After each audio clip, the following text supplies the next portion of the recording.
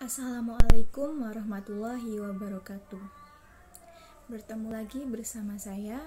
Baiklah, pada pertemuan kali ini saya akan membahas mengenai bidang garapan pertama pada administrasi pendidikan, yaitu administrasi kurikulum. Keberhasilan pendidikan sangat ditentukan oleh kurikulum. Nah, apa itu kurikulum?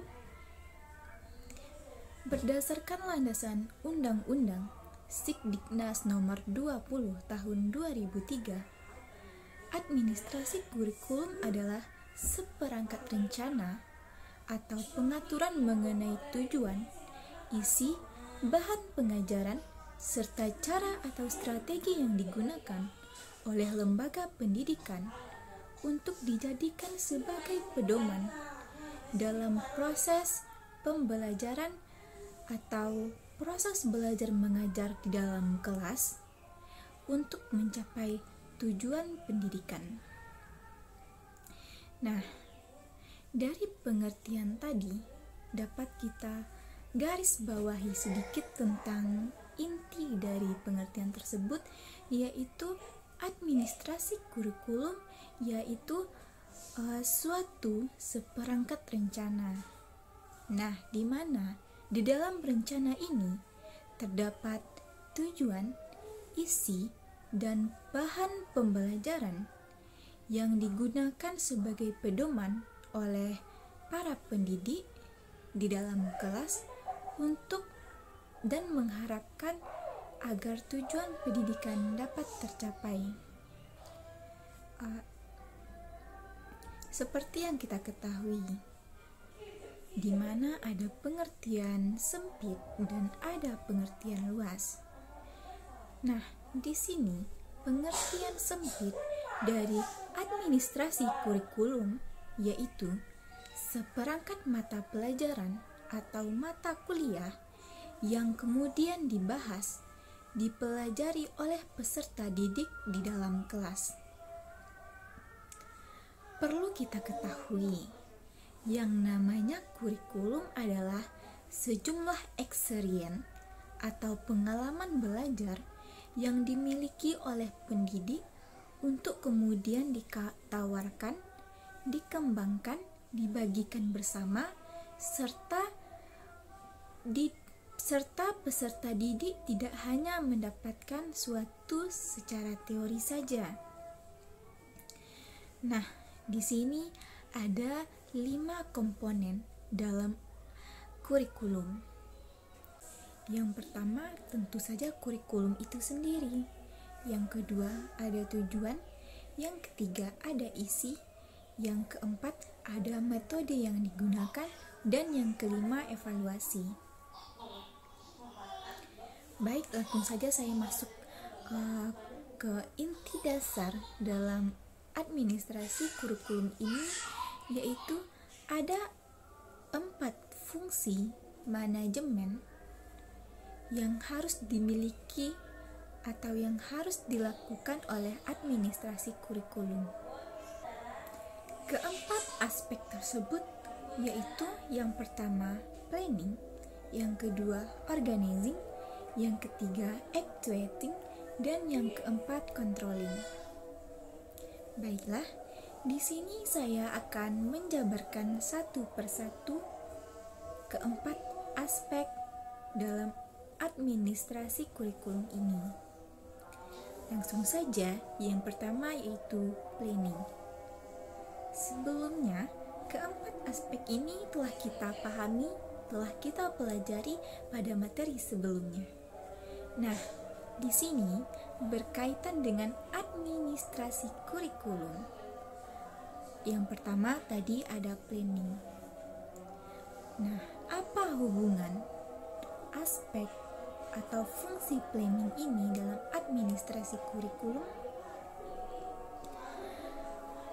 Yaitu perencanaan.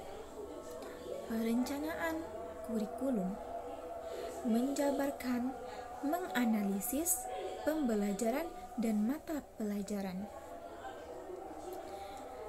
Apakah kurikulum sudah layak dilakukan pengembangan-pengembangan, diteliti, dan melihat data-data di lapangan? Dalam praktek Sikdiknas, sekolah atau perguruan tinggi sudah memiliki kalender akademik, menyusun program tahunan, dan terakhir rencana pengajaran. Nah, dari kalender akademik ini, kita dapat menyusun rencana-rencana pendidikan yang akan dilakukan oleh peserta didik dan tenaga kependidikan di dalam kelas. Aspek selanjutnya yaitu pengorganisasian atau organizing. Bagaimana aspek pengorganisasian pada administrasi kurikulum ini? Yaitu bekerja bersama-sama dengan runtutan pemikiran-pemikiran yang banyak, sehingga kita dapat mengetahui apa masalah yang ada di dalam pendidikan tadi. Dan pada pengorganisasian ini, peserta didik dan pendidik, terutama pendidik ya, diharapkan dapat memecahkan dan menyelesaikan masalah tersebut. Nah, hasil akhir segala sesuatu yang telah dikelompokkan tadi dapat ditempatkan sesuai dengan tempatnya. Selanjutnya, aspek yang ketiga yaitu actuating atau pelaksanaan. Nah, bagaimana pelaksanaan pada administrasi kurikulum ini? Yaitu proses kegiatan belajar mengajar di dalam kelas antara peserta didik dan guru, yaitu dapat mengimplementasikan keseluruhan kurikulum yang telah disusun oleh setiap sekolah, sehingga mereka bisa mendapatkan pengalaman-pengalaman belajar tidak hanya teori, sehingga muncullah pengalaman dan pemikiran soft skill, namun tidak hanya soft skill tapi juga hard skill yang nanti bisa dibawa ke dunia kerja, sehingga lulusan perguruan tinggi dapat mengurangi tingkat pengangguran.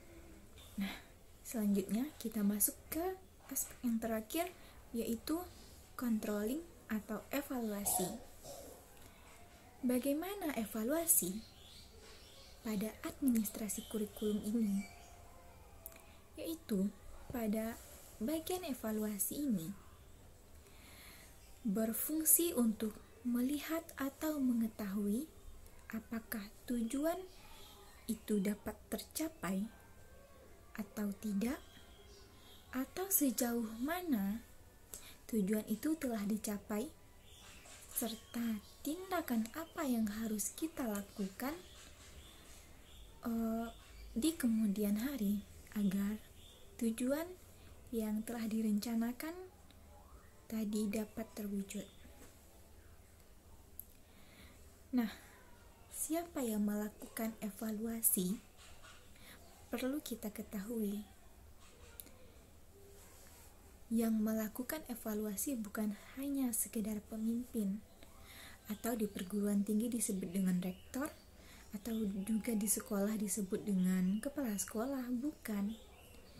Bukan saja mereka, tetapi yang melakukan evaluasi pada bagian ini, mulai dari kepala sekolah atau rektor sampai ke tenaga pendidik, para pendidik yang mengajar di dalam kelas dan di luar kelas.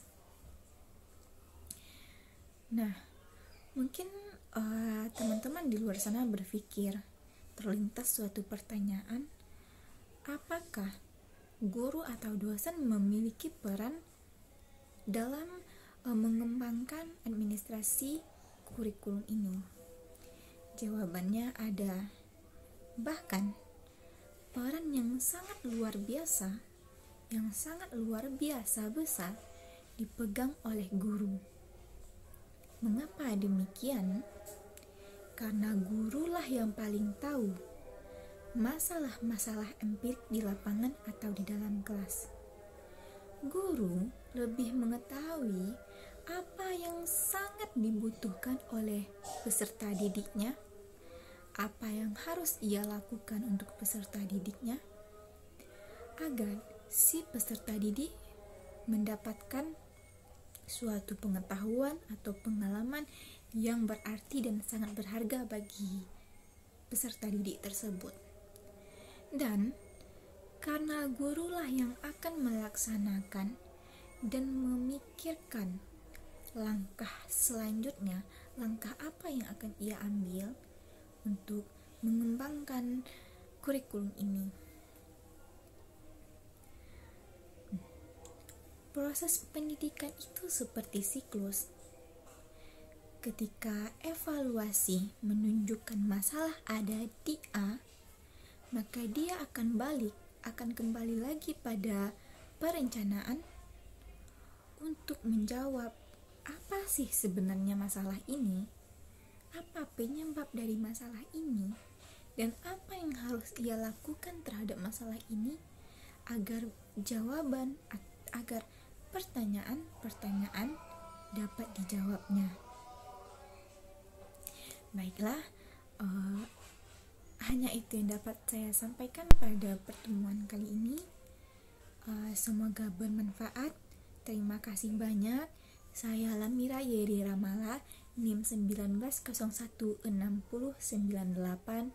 undur diri. Assalamualaikum warahmatullahi wabarakatuh. Sampai berjumpa lagi di pertemuan selanjutnya.